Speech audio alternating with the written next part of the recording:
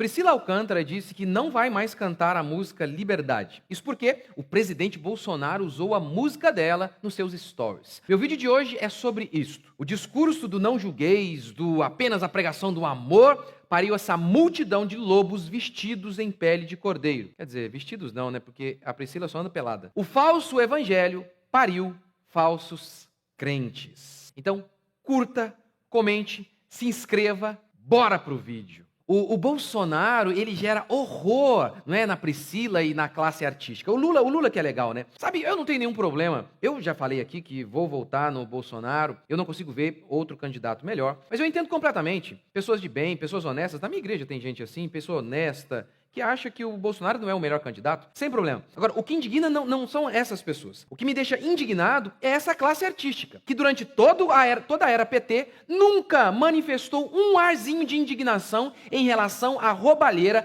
da maior quadrilha que governou o nosso país. É isso que deixa a gente revoltado. Ou seja, apenas o Bolsonaro mencionar a música dela gera uma ojeriza, uma raiva nela, a ponto de nunca mais cantar uma música dela. Agora, o Lula é que é legal, né? Esse que luta sistematicamente contra a nossa fé cristã, que ela diz, né, que é cristã, aí tá tudo liberado. Olha, Priscila Alcântara é a crente que anda seminua, que aceitou previsão de taróloga. Por sinal, eu fiz um vídeo sobre isso aqui, assista. Ela também é a moça que divulgou recentemente a música Envolver, da Anitta, no seu feed, no Instagram. Olha, eu já fiz um vídeo aqui sobre a música da Anitta, né? Assista. Mas eu vou lembrar vocês da letra da música, que a cristã Priscila Alcântara compartilhou. Bebendo e fumando, em 5 minutos você vai gozar. E o clipe é pura pornografia. O tempo todo a Anitta contracena com um rapaz simulando cenas de sexo. O tempo todo no vídeo é isso. Esses são os evangélicos modernetes,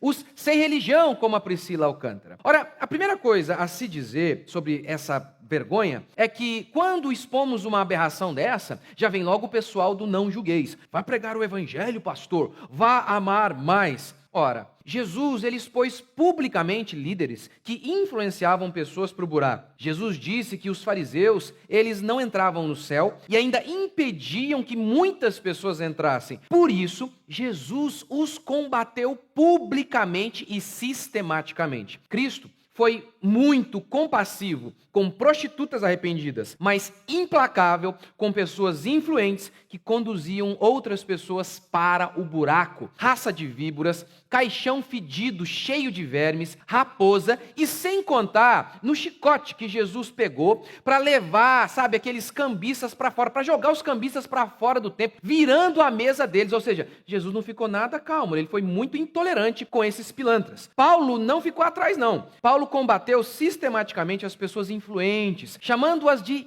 cães. Lembre-se, proteger o lobo é sacrificar a ovelha. Agir com amor com esses lobos é ser desamoroso com as pessoas que são enganadas por eles. A segunda coisa a se dizer é que o falso evangelho gera falsos crentes. Esse evangelho do amor, apenas do consolo, que nunca toca no pecado, ele dá um banho em porcos, ele não regenera ninguém. Os pastores, eles foram realmente convencidos de que confrontar o pecado não é evangelho. Eu falo isso porque eu vim de um contexto evangélico assim. Eu era um cristão já temente a Deus e eu chamava de fariseus, de sem amor, aqueles que expunham o pecado. Eu realmente acreditava que a maneira de evangelizar era não pregando o evangelho, porque o evangelho, ele começa com confrontação de pecado. Se eu não confronto o pecado, não é evangelho. Então, o evangelho, ele oferece sim amor, graça e perdão, mas só depois de expor o pecado. Arrependei-vos, vem primeiro. Depois vem o reino dos céus está próximo. Em Romanos capítulo 1,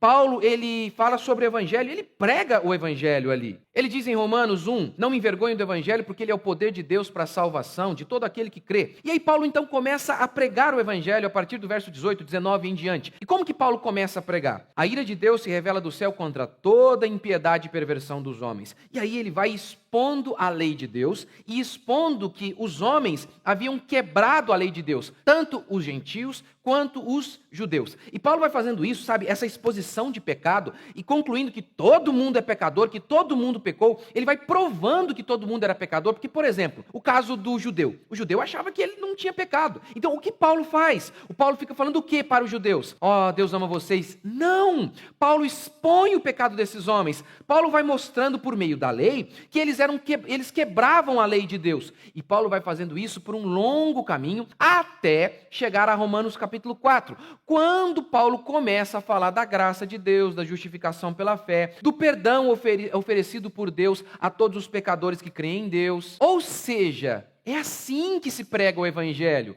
O Evangelho começa com a exposição da lei para mostrar o pecado dos homens, para que daí então as pessoas busquem Cristo Jesus. Paulo disse que a lei nos conduziu a Cristo. Que coisa! Não é o amor que nos conduz a Cristo? É a lei? O que isso significa? Paulo disse que a lei existe para convencer o homem de pecado. Em Romanos capítulo 3, versículo 20, Paulo afirmou que pela lei vem o pleno conhecimento do pecado. O homem é mau e não sabe disso. Sim, o homem não tem consciência real de que ele é pecador. A prostituta da esquina, ela se considera uma boa pessoa. Ah, eu estou aqui, mas você não sabe o que eu passei. Se você estivesse em meu lugar, talvez faria o mesmo, diz ela. Não, sim, talvez eu faria o mesmo e muito pior até. Ninguém duvida disso, todos nós somos malignos. Mas isso não retira a sua culpa, como você está tentando fazer. Mas está vendo? No fundo, todo mundo é bom. Até um bandido, um ladrão, porque no fundo ele tem uma coisa boa ali, sabe? Uma circunstância que o levou a fazer aquilo, mas ele não é de fato uma pessoa maligna e depravada, como a Escritura declara. A lei, entretanto, ela serve, sabe, como um raio-x para mostrar a real condição humana. Não há outra maneira de buscar o Redentor, a não ser quando você nota que você precisa de redenção. E a lei faz isso. Ela expõe os nossos pecados. Deixa eu dar um exemplo para você disso aqui, do que eu estou querendo dizer, né? As pessoas hoje, elas se vestem como garotas de programa. As mulheres se vestem como garotas de programa e os homens é um negócio ridículo. E aí, essas pessoas, elas vão ao culto. E elas acham normal aquilo. Elas não veem aquilo como uma vergonha, como pecaminoso, aquilo ali. Mas o pastor começa a expor a doutrina bíblica sobre vestimenta e mostrar à luz da Escritura que aquelas roupas sensuais, elas apenas revelam um coração sensual. O que acontece quando essa pregação é dada? Ao findar da pregação, o pecador está enfurecido ou quebrantado. Pois a palavra de Deus, ela é como espada que penetra até o íntimo do ser humano, dividindo tudo e expondo tudo o que há em nós, como declara Hebreus. Assim, essa pessoa, ela estará como Paulo em Romanos 7, que ao perceber o seu pecado através da lei, ele grita: maldito homem que sou, eu estou perdido, quem pode me salvar? E aí ele encontra Cristo Jesus. Ou seja, a lei aponta para Cristo, porque por meio da lei vemos os nossos pecados e então buscamos salvação. Tá vendo? É a exposição da lei, é mostrar o que é pecado, é definir o que é pecado, que leva o pecador ao arrependimento. Deixa eu me dar outro exemplo que eu muitas vezes vejo aqui na minha igreja. Tem um rapaz aqui da igreja, preciosíssimo. Ele conta que ele chegou à igreja e ele estava lá todo, sabe, umas roupas ridículas, um negócio assim, tudo errado na vida dele. E visivelmente errado. Mas ele conta que ele com a namoradinha dele, e de repente eu comecei a pregar a Escritura sobre relacionamento. O que a Bíblia fala que é relacionamento? O que a Bíblia diz sobre um relacionamento correto? E ele disse que ele chegou aqui, assim, peitinho estufado. Mas enquanto eu pregava, ele falava, e eu não o conhecia, eu não tinha visto aqui no culto, um monte de gente, né? Não estava dando uma indireta para ele. E ele conta que, enquanto ele ouvia a pregação, ele ia se encolhendo de vergonha, ele tinha vontade de abrir um buraco no chão e entrar dentro dele, porque assim, ele se via como, meu Deus, eu estou perdido. Mas antes de chegar aqui, ele achava que ele estava super bem. A pregação do Evangelho faz isso. E aí, qual a reação dele? Meu Deus, eu estou indo para o inferno, eu preciso de Cristo. Mas os pastores não têm feito isso. Muitos pastores, né? Os pastores modernetes, sim, há muitos homens de Deus por aí, graças a Deus. Mas os pastores modernetes, eles não fazem isso. Ao invés de expor a lei e tratar as pessoas como pecadoras, eles só falam do amor de Deus. E as tratam como se elas fossem vítimas. Olha, se o seu pai te abandonou, se o diabo te feriu, venha, Deus te ama, você é lindo, Deus tem um propósito na sua vida. E aí, gente, eles não falam uma vírgula sobre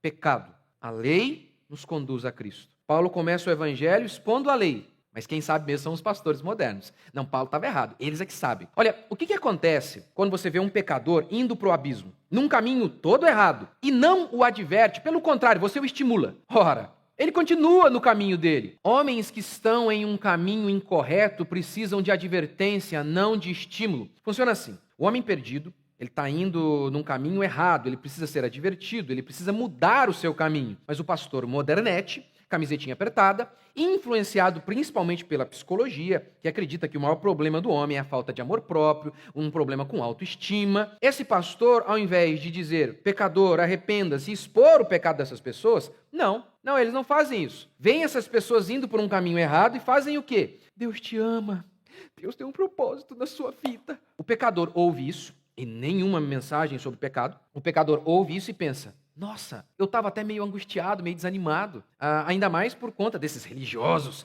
que ficam me acusando por conta de minhas roupas, de minhas atitudes, mas agora eu entendi que Deus me ama. E o que esse pecador que ouviu essa mensaginha que afagou seu ego, o que esse pecador faz? Ele continua em seu caminho errado, só que agora, achando que ele tem Deus. Foi o que Jesus disse sobre os fariseus. Vocês rodam o mundo para fazer um convertido à religião de vocês. E ao conseguirem, vocês o tornam 2 vezes filho do diabo. O que Jesus quis dizer com essa expressão? A pessoa, ela está perdida no mundo. E aí você prega um falso evangelho para ela. Ela ouve e crê nesse falso evangelho. Agora, ela pensa que é crente. Agora, ela pensa que tem Deus. Portanto, torna-se muito mais difícil pregar o genuíno evangelho para alguém que pensa já ter o evangelho. É difícil falar para alguém converta-se se ela acha que ela já é convertida. Isto que o falso evangelho do amor, da autoestima e apenas do consolo tem feito, tornado as pessoas duplamente filhas do inferno. Sabe, e toda essa galera aí, estilo Priscila Alcântara, essa galera gosta de dizer o seguinte, né? Prego Jesus, não prego religião. Por sinal, eu tenho um vídeo sobre isso aqui. O nome do vídeo é Prego Jesus, não prego religião, é coisa de retardado. Assista. Toda essa galera, né, no fundo, que prega essas baboseiras, elas pregam isso para poder andar pelada, para poder participar de eventos mundanos, regados a álcool e sensualidade, cantar a musiquinha da Anitta. Sabe por quê? Porque frequentar uma igreja, lá Jesus disse em Mateus que se uma pessoa que se diz, né, filha de Deus, cristã, crente, ela está em pecado, a liderança da igreja deve ir até essa pessoa e repreender essa pessoa. Agora, esse povinho que diz não precisar ir para a igreja, eu gosto de Jesus, mas o que estraga é o fã-clube, né? Ou seja, eu gosto de Jesus, mas a igreja eu odeio. Como que você pode amar a Jesus e odiar a esposa dele? A Bíblia fala que Jesus é o cabeça e a igreja é o corpo. Como que você ama um Jesus decapitado, fragmentado? Isso não existe. No final das contas, o que essa galera quer é poder, sabe, pecar sem sentir culpa, é poder fazer o que querem, sem que ninguém os incomodem. O que eles querem, na realidade, com esse papinho de eu tenho Jesus, não tenho religião, é deixe-me pecar em paz. Gente, a mensagem então é essa. O falso crente é gerado pelo falso evangelho.